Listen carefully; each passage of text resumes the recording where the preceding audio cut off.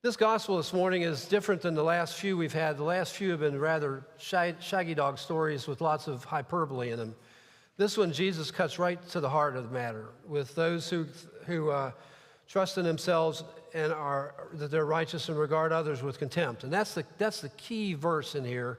And the other key verse is at the end where it says, "For all who exalt themselves will be humbled, and all who humble themselves will be exalted." And they balance each other out. If you look with contempt on someone, you can't be humble. And you can't be humble and look with contempt on someone.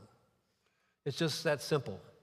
Let's look at these two characters in this and talk about who they were. The tax collector was hated by everyone in the Jewish people because he worked for the hated Roman Empire that had colonized the Judean countryside in the 1st century BCE. The Roman Empire existed for two reasons. One was to expand its territory, and every spring their armies and legions marched out to conquer someone, and then to extract as much income and revenue as they could from those territories. And much of that was done by taxes.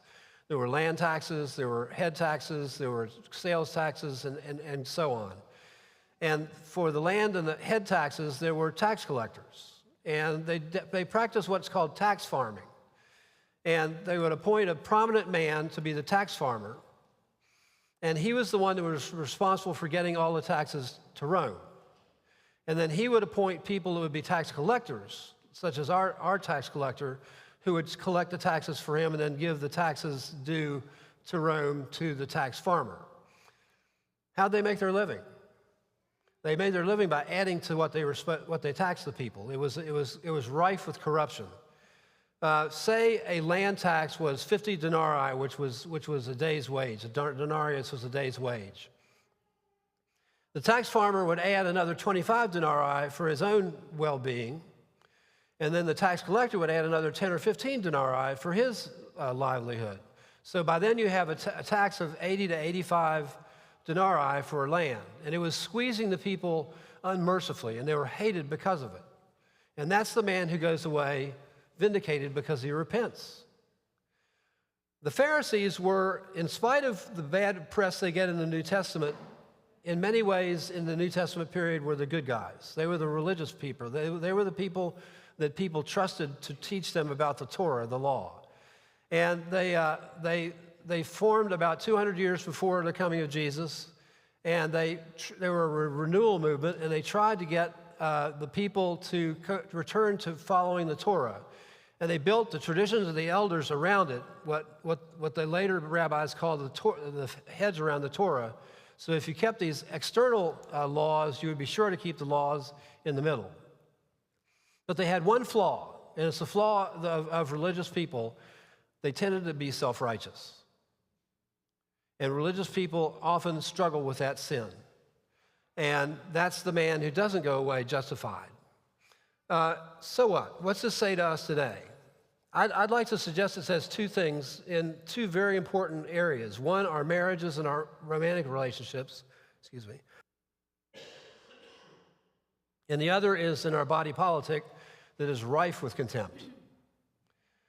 In our marriages, in our romantic relationships, I've got a dear friend who is a marriage counselor, and he says that most marriages can sustain almost any damage done to it by one or both partners. They can sustain anger, they can sustain hurt, they can sustain infidelity, they can sustain many things, but once contempt comes up, the marriage is doomed, he's found. If there is contempt on the part of one member of the marriage for the other, the marriage may stay together, but it will be a toxic, poisonous relationship. And it has to be repented of as if it is sin, because it is sin. To have contempt over someone you're supposed to love and cherish and care for is sinful. If you are dating someone who treats you with contempt, confront it. Dating is the best you get in a relationship. Think about it. You see the best of what people are. And if you're dating someone who shows you contempt, if they won't deal with it, don't just walk away, run away, because your marriage will be filled with contempt. On to the body politic. There's all kinds of ugliness in our culture today, and contempt is rife. We have always been a contentious people. I remember the 60s. I remember the cities burning after Martin Luther King Jr. was shot. And so we have always been contentious people.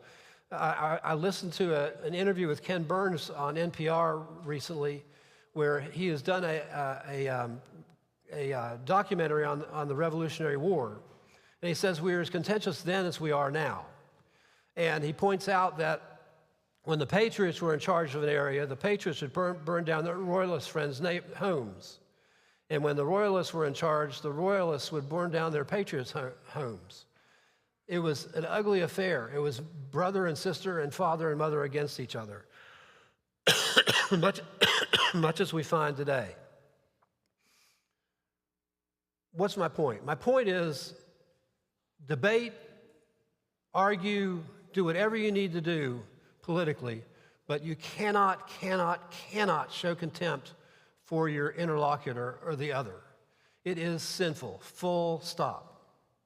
I don't care whether you're MAGA or Antifa, Republican, Democrat, Independent, conservative, liberal, or just hiding and waiting for the storm to pass.